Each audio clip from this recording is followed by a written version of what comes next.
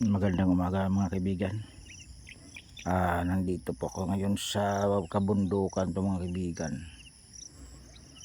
Kasi may pinuntahan ko rito, kaya magkuha lang muna tayo dito ng mga view, kasi ganda ng mga view rito mga kaibigan sa bundok. Ayan mga kaibigan, oh. Yan, mayroong mga tao na na mga ayan, naglinis sa mga tanim nila na tubo. Yan, ang mga halaman ay binubunot nila mga kaibigan. Ayan, dito ako nakatayo ngayon.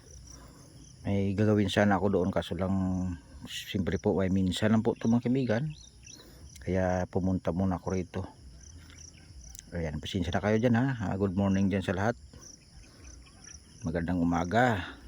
Ayan.